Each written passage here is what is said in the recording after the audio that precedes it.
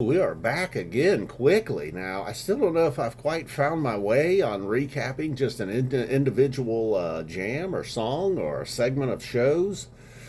But we're giving the Providence Bowie a shot here. And this one, wow, this is pretty much from the get go. There was nothing normal or standard about this Bowie. Even the intro, it takes a little while to get going, a minute or two. And then you're like, there's the drums. Here we go. We got some David Bowie. And then it takes a few more minutes to get like a real proper beginning to David Bowie. Then they get through that beginning section, and it's all very nice. And then quickly, right when they kind of get into that built-in jam part of the Bowie, it just Trey completely like let's go, takes them off. And this is for Wally P. Wally P. commented, I did not know this, I did not realize this actually, that the one and only time that they had tried some quadraphonic sound, basically surround sound, live in concert, made famous by Pink Floyd in the early '70s, I believe, at one point.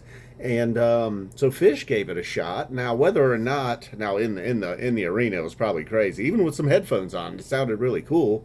But a lot of these old mixes sound really cool, with or without some tinkering around with the sound system. So let's get back to the Bowie now. I think that probably was what inspired them to get so wild and loose with this one. And it just went like, there was like three different times, like if they had turned and wrapped the song up right here, it would have been an A plus version. And then maybe not an A plus version, but a standout version for sure. And it was just like I said, when they got into that jam section, it took them a moment to find a way, but Mike is doing something really weird. And then it has the like that part as it builds and the intensity grows, and it has kind of like a little bit of a scary feel to it, like a little bit of an attitude to it. Although that at one point, as it has all this attitude, Mike's playing something very joyous sounding. The rest of them sound like they're marching to, war or something. And then Mike's like, boo, boo, blah, blah, blah, blah, blah. It was kind of like a cool collision there. And then that, as that kind of marching hard sound, it kind of reaches its crescendo. And then they shift over, but it doesn't take them too long. Somewhere around the 15, 16-minute mark, it starts to shift over into more of a like kind of a classic rock feel to it, I guess. And this is more of a Trey thing here.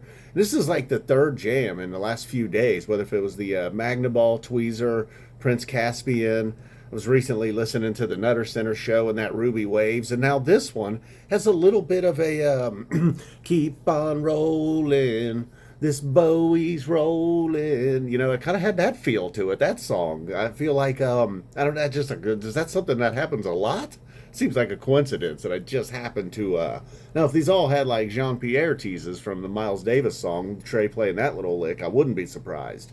So let's try to get back on track. Once they get into this, they get through this, and then once again, you'd have been like, all right, that was an amazing Bowie. Now at that point, it would have been an A plus Bowie. But then they weren't quite done. Then they get into this strange, like, I don't not necessarily a vocal jam, almost like some talking, some whistling.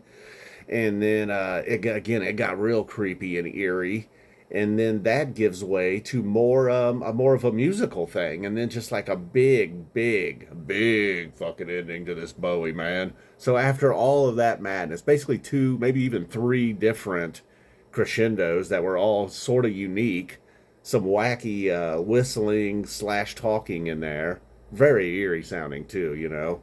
Then you get like a proper finish, a very strong problem. It's Trey T something too, and one of those as their outro, as the song's ending up, they're coming and they're going and they're coming and they're going. And on one of the goings, he really he played a lick from something. That's where I wish I knew more. That's why I wish I played guitar or any instrument really. But, I knew something about it. I would have recognized the chord progression and then been like, oh, that's what that's from.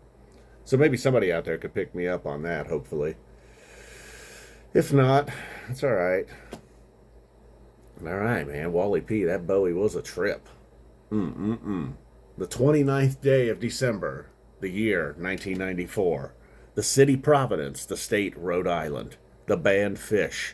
The fans melted. Oh, man, could you imagine if you were tripping during all that talking part and whistling? Wally, you may have been. I don't want to accuse Wally of being a drug user. You saw Phish in the mid-90s. You might have been tinkering. You got high as soon as you walked in the door, if you wanted to or not. Boom. That right there would have got you high in '94 at a Phish show. Physical contact with somebody. Boom. You're tripping.